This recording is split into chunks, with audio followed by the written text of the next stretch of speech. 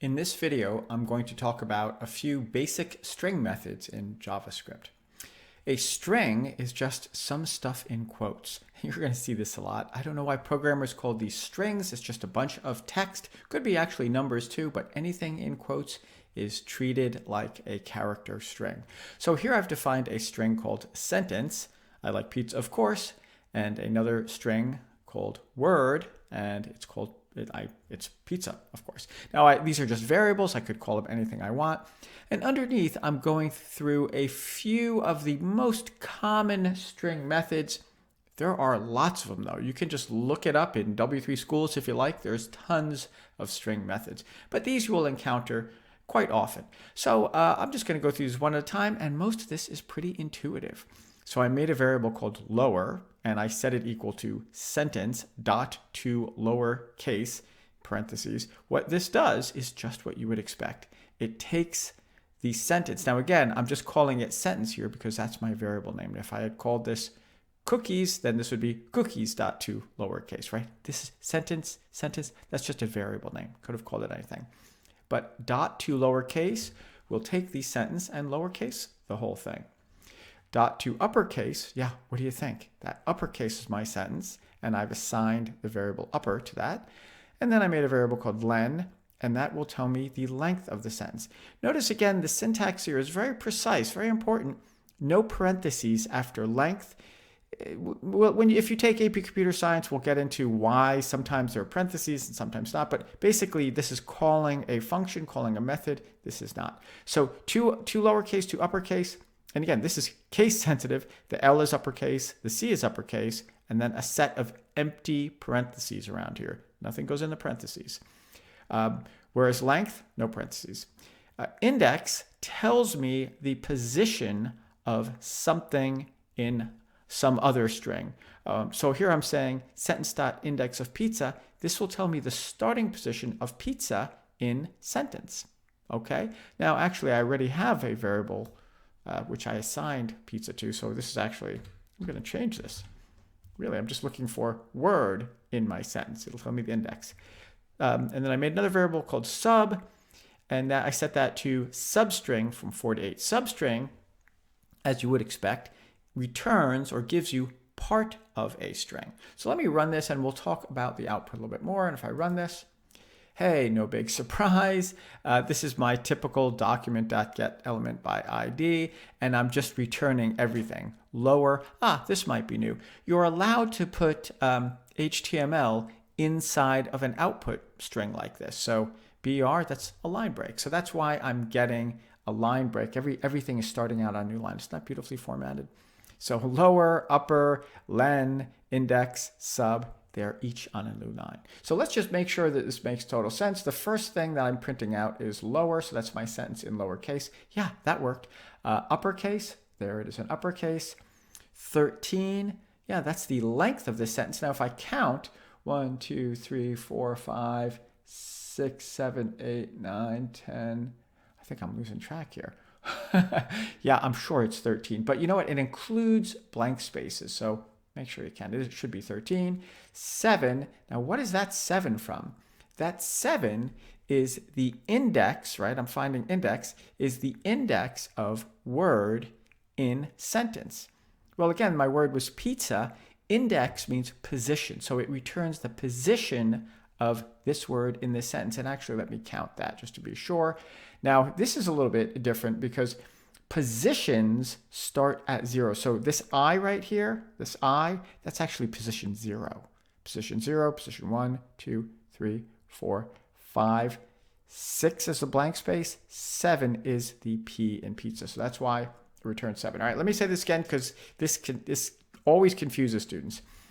The length of something, you count starting from 1. So the length of this is 1, 2, 3, 4, 5, 6, 7, 8, 9, 10, 11, 12, 13. The length is the total number of characters, including spaces and punctuation and all that kind of stuff. But when you're looking at positions of the letters, then you start counting at 0. So this I is actually at position 0. Yeah, positions go 0 through 12 in this case, but yet there's a total of 13 characters. The length is 13. It's just like if I said to you, how many digits are there? Well, there are digits 0 through 9. Yeah, but there's 10 digits altogether. There's a digit. All right, that's what index of does. And substring returns part of a string. So in this case, I'm going to print out part of my sentence, beginning with character 4, up to, but not including, character 8. Yes, I know it's funny. Substring it gives you a starting position, and it goes up to, but not including the second position. So again, let's do my I like pizza over here. So I'm starting from character position 4, 0, 1, 2, 3, 4. I'm starting from K, 5, 6, 7, 8 is the I, but remember it goes up to, but not including that last position.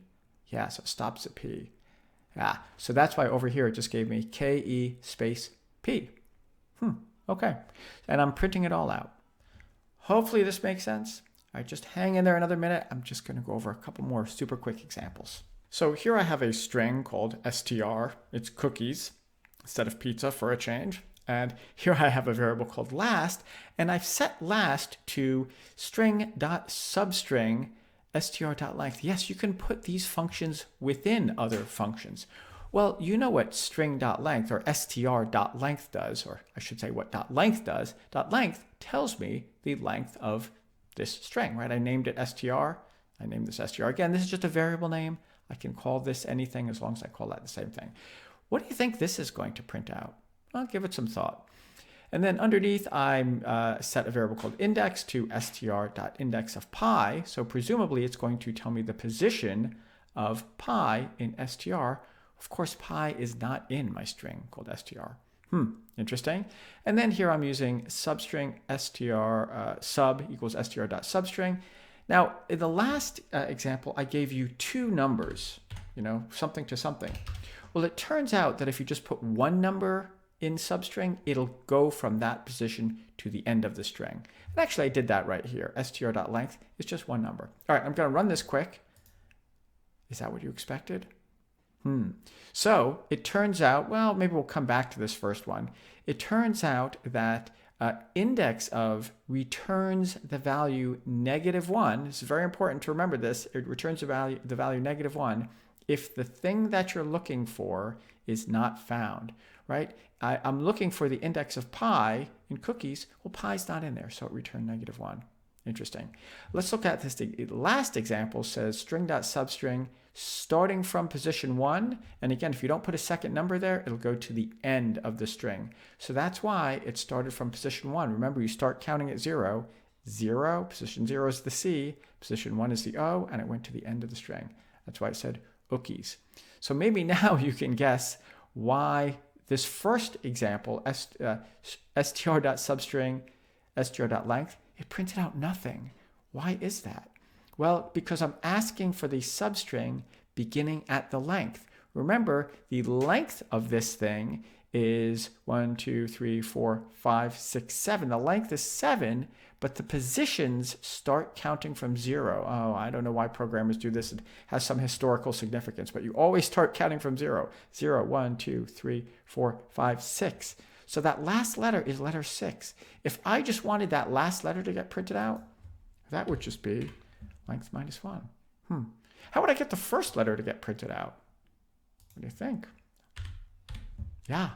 And actually, I'm going to look for something that's found. I'm going to look for OK, just so we can see what happens again. Let me just rerun this just as an example. So string str.substring str.length -1. Well, the length -1, length is 7, -1 is 6. Position 6 is an S, so that's why it gave me an S. OK is found at position 2, 0, 1, 2. Okay, that's why it returned the 2 up here. And the first character from position 0 to position, but not including, remember how substring works, starting from, up to, but not including position 1, that's just one letter. So yeah, there are really two forms of substring. You can put two numbers here, in which case it gives you a starting number up to not including the second number, or if you just give it one number, it goes from that position to the end. Well, actually, this would give me all of cookies if I ran it. All right, I would recommend playing around with these string methods a little bit. It takes a little while to get used to, but hopefully that's enough to get you started.